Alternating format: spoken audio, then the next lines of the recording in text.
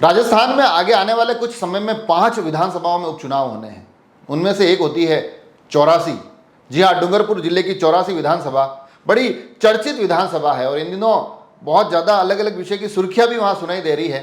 मगर आज के इस एपिसोड में थोड़े से आंकड़े आप तक पहुँचाऊँगा और ये जानने की कोशिश करेंगे कि आगे आने वाले उपचुनाव में क्या बाजी एक बार फिर से भारत आदिवासी पार्टी के ही खाते में जाती दिखाई देती है, या इस बार भाजपा प्रदेश में सरकार होने के बाद कहीं ना कहीं अपने उस विधायक पद के लिए मजबूती से मैदान में दिखाई देगी, या फिर कांग्रेस कहीं कोई संभावनाएं तलाश रही है।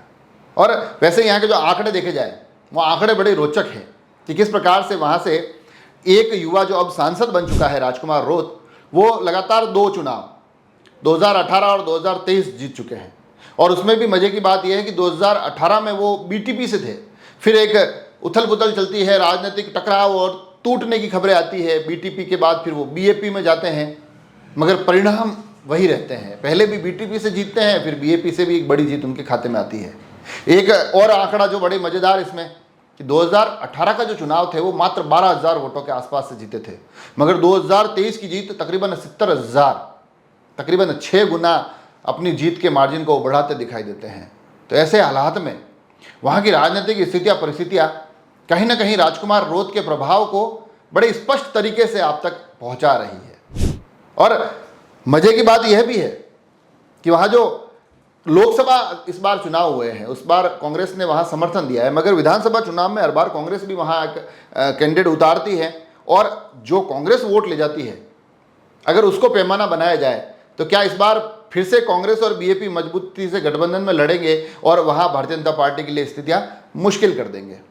तो थोड़े से आंकड़े में पहुँचाता हूँ आप तक। आंकड़े 2018 वो जब चुनाव हुआ था, राजकुमार रोत बिल्कुल युवा एक चेहरे थे और वो वहाँ चुनाव लड़ते हैं एक नई पार्टी से, बीटीपी से, और उनके सामने प्रदेश की 2 बड़ी पार्टियाँ होती हैं, भाजपा और कांग्रेस, दोनों की कैंडिडेट होते हैं और दोनों की अच्छे कैंडिडेट होते हैं। मगर आप देखिए कि वो नया नवेला राजनेता नई नवेली पार्टी से चुनाव लड़ता है और जीत जाता है। वो 5 साल राजकुमार रोत के लिए बड़े महत्वपूर्ण होते हैं और उसका कितना उनको लाभ मिलता है वो 2023 के परिणामों में दिखता है।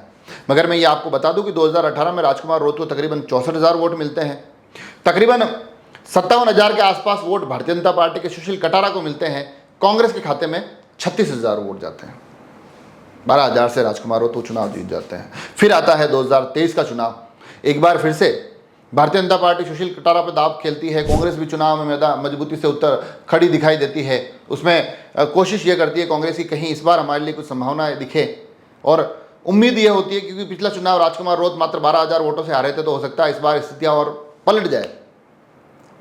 मगर स्थितियाँ राजकुमार रोत के पक्ष में खड़ी दिखाई देती है और 12,000 की 18 की जीत 2023 आते आते 70,000 की एक बड़ी जीत में बदल जाती है और राजकुमार रोत दूसरी बार विधानसभा में पहुंचते हैं, इस बार अलग पार्टी से, बीएपी, भारत आदिवासी पार्टी, जो इस विधानसभा चुनाव 2023 में राजस्थान में सबसे बड़ा, सबसे सफल तीसरा मोर्चा है। इनके 3 विधायक वहां जीतकर पहुंचते हैं।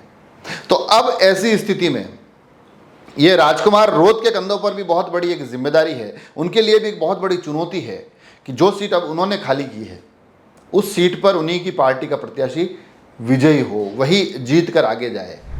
तो ऐसे में 84 का चुनाव बड़े रोचक होने वाला है। अब क्योंकि कैंडिडेट राजकुमार रोत भारत आदिवासी पार्टी के सबसे बड़े चेहरे हैं, बड़े लोकप्रिय चेहरे हैं, मगर अब वो चुनाव नहीं लड़ रहे हैं, उनकी जगह कोई नया चेहरा चुनाव लड़ता दिखाई देगा। तो अब यहाँ से राजकुमार रोत चाहेंगे कि ये सीट भी जीते और अपने विधानसभा के, क्योंकि लोकसभा में तब उनकी एक सीट आ गई है, विधानसभा के आंकड़े को भी 4 पे पहुँचाए, क्योंकि अभी बीच में वो बागीडोरा विधानसभा उपचुनाव जीते हैं, तो कोशिश करेंगे कि ये उपचुनाव भी हम जीते।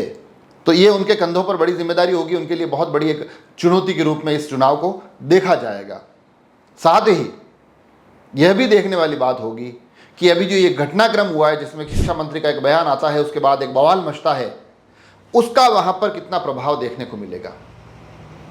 और सबसे ज़्यादा नज़र इस बात पर रहेगी कि भारतीय जनता पार्टी एक बार फिर से सुशील कटारा पर ही दाव खेलेगी, और क्योंकि अब उनकी सरकार है तो लोगों में ये संदेश, लोगों में ये राजनीतिक मैसेज कितना पहुंचाने की कोशिश करेगी कि जिसकी सरकार होगी तो अगर आपके क्षेत्र में उसी का प्रतिनिधि होगा तो आपका काम बेहतर तरीके से होगा, आपको शायद ज़्यादा संभावनाएं यहाँ विकास की मिलेगी। इस मैसेज को कितना लोगों तक पहुंचा पाती है, इस मैसेज के आधार पर, सरकार के आधार पर कितने लोगों को अपने पाले में ला पाती है, ये भारतीय जनता पार्टी कितना बेहतर तरीके से करती है, यह भी देखने वाली बात होगी। कांग्रेस हालांकि लगातार 2 चुनाव में वहाँ तीसरे नंबर पर है, इस बार क्या कुछ कमाल कर देगी ये देखने वाली बात होगी। हालांकि उसकी संभावनाएं बड़ी कम दिखाई देती है, मुख्य मुकाबला बीजेपी और बीजेपी के बीच में ही होता वहाँ नजर आएगा। मगर इस बीच एक एक्स फैक्टर तीसरे मोर्चे के रूप में कांग्रेस क्या कर पाती है, वहाँ परिणामों को कितना प्रभावित कर पाती है, ये देखने वाली बात होगी। या फिर इस बार लोकसभा की तरह कांग्रेस एक बार पुनः बीजेपी को अपना वहाँ समर्थन देती दिखाई देगी। तो कुल मिलाकर मामला जो है वो आप यूँ मानिए कि एक तरफ बीजेपी का कैंडिडेट होगा और राजकुमार रोत उसके लिए पूरा जोर लगाते दिखाई देंगे, वो कोशिश करते दिखाई देंगे कि 3 विधायक तो अभी हमारे हो गए हैं बागीडोरा उपचुनाव के बाद, ये चौथा विधायक भी हमारा पहुंचे ताकि हमारी संख्या और भी वहाँ मजबूत दिखाई दे। लोकसभा में तो अब ये प्रतिनिधि हो गए तो लोकसभा में तो ये आवाज़ उठाएंगे ही, मगर ये 4 चेहरे विधानसभा में भी दिखाई दे, इसके लिए राजकुमार रोत बड़ी मेहनत करते नजर आएंगे। मगर भारतीय जनता पार्टी की क्योंकि सरकार है, सरकार के लिए बड़ी चुनौती होती है कि उपचुनाव जीते जाए। और जो परिस्थिति पूर्व के उपचुनाव में हमने देखी, जहां उन्होंने मंत्री भी बना लिया मगर मंत्री बनकर भी हार गए, तो अब ऐसी स्थिति में भारतीय जनता पार्टी चाहेगी कि वो जो किरकिरी हुई थी, वो जो एक थोड़ा सा राजनीतिक धक्का पहुंचा था, उस आघात से आगे आए और वागड़ क्षेत्र में बांसवाड़ा के लोकसभा चुनाव को परिणामों को भुलाते हुए 84 में अपने आप को कहीं ना कहीं बुलंद तरीके से, मजबूत तरीके से वहाँ चुनाव में खड़े दिखाई दे। तो ये रोचक स्थितियाँ परिस्थितियाँ बनेगी। हमारी भी नज़र रहेगी कि इन आंकड़ों के बाद आगे आने वाले इस 84 के आंकड़े उपचुनाव में क्या कहते हैं, वहाँ के परिणाम क्या इस बार प्रदेश की सरकार के पाले में जाते दिखाई देंगे या मामला राजकुमार रोत के हिस्से ही आता हुआ नजर आएगा। हर एक अपडेट आप तक पहुँचाने की कोशिश करेंगे। जुड़े रहे राजसमंद एक्सप्रेस से। धन्यवाद।